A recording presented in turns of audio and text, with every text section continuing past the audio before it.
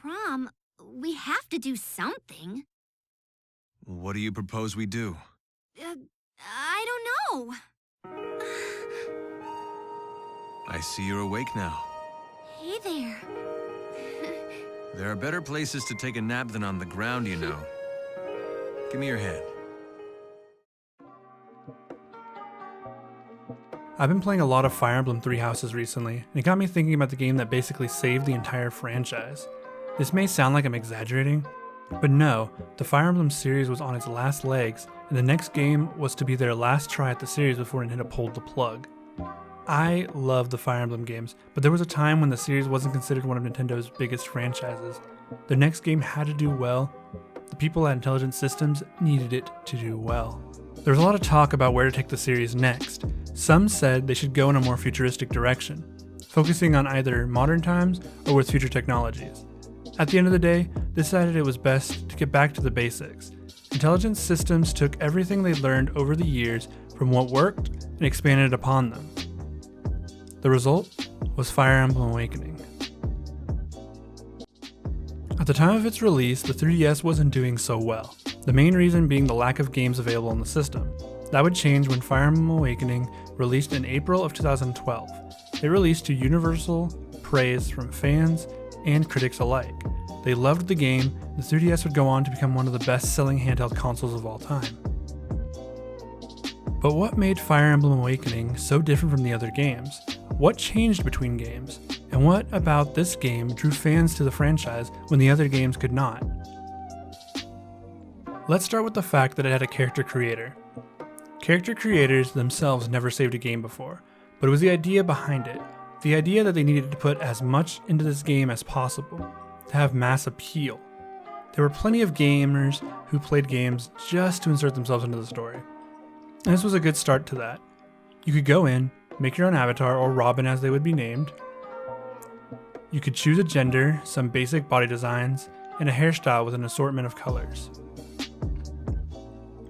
It wasn't by any means anything groundbreaking, but it would put the player at the center of the story, which is an easy way to draw them into that story, even if it can be a little artificial. So after making a character, where does Intelligent Systems need to set their sights on next? Well, how about creating a cast of characters to interact with the one you just created? The cast surrounding you were great. Each had their own distinct personality and really brought the game to life. Intelligent Systems knew that they needed interesting and believable characters for the player to interact with in order to hold their interest. I love the characters in Awakening, but this was the first Fire Emblem game where the characters were given a chance to expand upon their trope personalities through support conversations.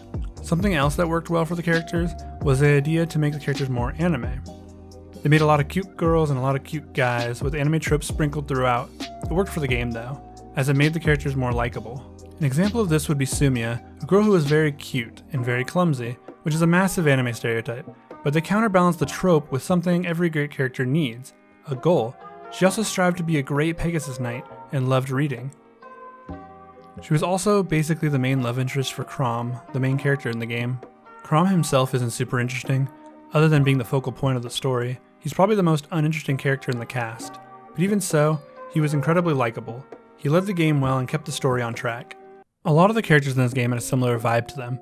They would be based around a stereotype, but then slowly break that stereotype through a goal, aspiration, or piece of lore that would expand their personality the more you got to know them.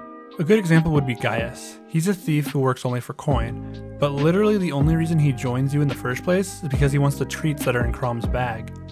He fits the carefree thief stereotype, but also shows he is a good person through some of the support conversations. Also, he just wants to eat sweets. That's his only goal in life. It's this idea that a character can be stripped down to their basic goals along with a stereotype and come out a decent character that really brought the whole cast to life.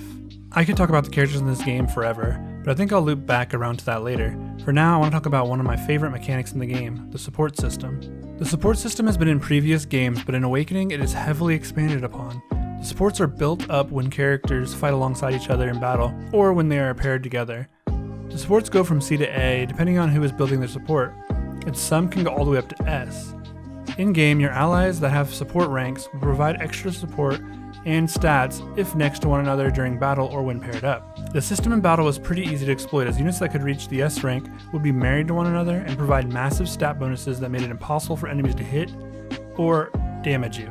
This was one of Intelligent Systems' biggest new mechanics in the game, and it really showed their commitment to making the game more accessible to new players.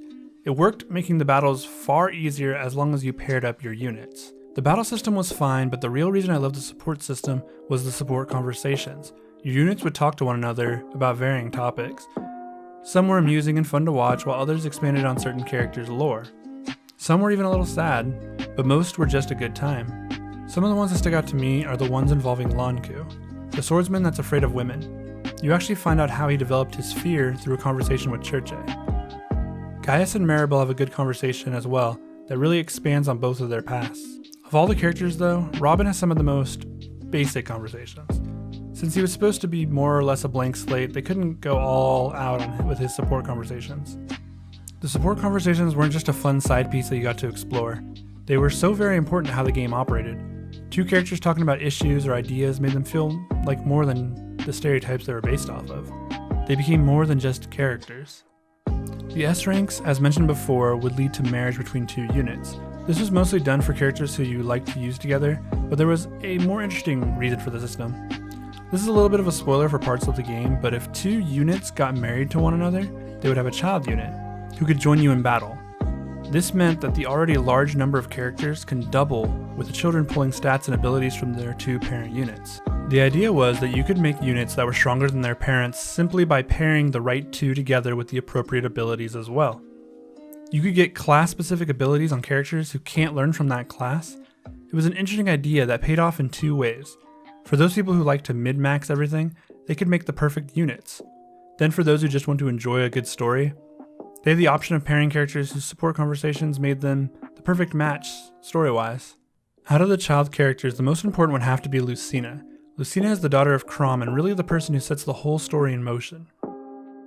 She is just as vital to the story as Crom is, and one of the three characters who can't die in-game without you getting a game over. She also has fantastic stats based on who you pair with Crom with. The other most important child unit I'd say would have to be Morgan. Morgan is the child of Robin, your created character. They can be either male or female based on which version of Robin you created. They are by far the most versatile unit in the game. With so many options available to them, they can be whatever you want. So I've talked a lot about the characters and how great the cast can be along with the support system, but I haven't talked about the story at all. There's a good reason for that. It's just alright. The story isn't the strongest the series has ever had. It arguably is one of the most straightforward ones. It starts with Crom, Melissa, and Frederick finding Robin unconscious in an empty field with amnesia. This is one of the most overused stereotypes in all media. After that, Robin proves his usefulness as a tactician, and they leave to progress the rest of the story. You see, the story isn't bad, but it really lacked substance. The coolest part of the story was the time travel aspects for sure. Even as you ventured more into the game, the plot twists and everything were easy to see coming, and other than that one major moment where the game gives you a choice that ultimately doesn't matter, it follows a pretty generic war storyline. I didn't mind the story, it was just a backdrop for me to interact with all my characters and see what their goals and ambitions were, because to me, the game shines more with its characters rather than its plot. This game was very important to Fire Emblem as a series because it showed a trend in the direction the games were to go from now on. Every game following this one had the support conversations in the marriage system. The character creator would be back for Fates but missing in 3 houses. All of the changes Intelligent Systems decided to make really paid off though. The game went on to sell well and made the Fire Emblem franchise one of Nintendo's premier franchises. Awakening may have made the Fire Emblem series mainstream, but that also meant that a lot of the older fans were going to be upset with its mainstream appeal. One of the biggest complaints was that the game was too easy.